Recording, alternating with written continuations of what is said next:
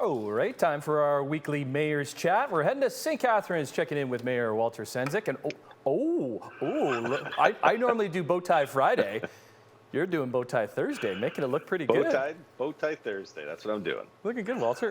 Nice to talk to you. It's been a little bit. Okay, yeah, it's been a while. Let's start with this. Niagara's acting medical officer of health, Mustafa Herji, is concerned about the uptick in COVID cases, thinking maybe some type of restrictions be reimposed. Do you share the same concern? Well, I think it comes down to the vaccination rate, Tim, and really what we're encouraging people is if you're vaccine hesitant to reach out to a medical practitioner here in Niagara and talk to them about your concerns, because we need to get those numbers of those vaccinated in our community up in order to make sure that we don't go back into any kind of restriction. And we've heard that not just from Dr. Herji, but we've heard that from the chief medical officer here in the province of Ontario is the higher we have people vaccinated, and the more that we're working to protect our community, the less likely we'll have to go into further restrictions. So I think what Dr. Herji is also saying is get the vaccination rates continuing to climb, and we won't have to go back into any kind of further restriction. Did you hear from local businesses after he came out and said that? Well, again, I think there's just a concern when they see that there's a possibility of restrictions, and they share the same concerns of, look, everyone's trying their best to ensure that we're keeping COVID-19 at bay. The reality is that the more people that are vaccinated, the less likely it's going to be pressures being placed on the healthcare system. And ultimately, that's what we're trying to prevent right now. So we need that sort of final group that has been resistant to go and get vaccinated and help us as a community not have to go back into further restrictions. You want to do some good news? I'm always looking forward to good news, Tim. Heddle Shipyards hiring people. That's awesome. That's awesome. 100 people here in Niagara. You know, you got the dry docks, which has been dormant for a number of years. Heddle came in. They've breathed new life into it.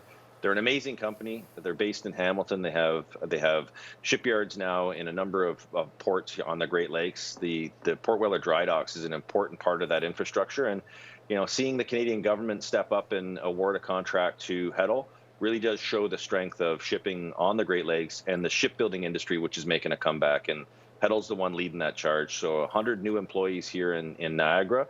That's great news for our community. It's great news for Niagara. And really, Tim, it speaks about the need for an Ontario marine strategy to continue to support these kind of initiatives. I'm fascinated about this retrofit for the icebreaker. Sounds like even a Rolling with Bolin segment at some point in the future.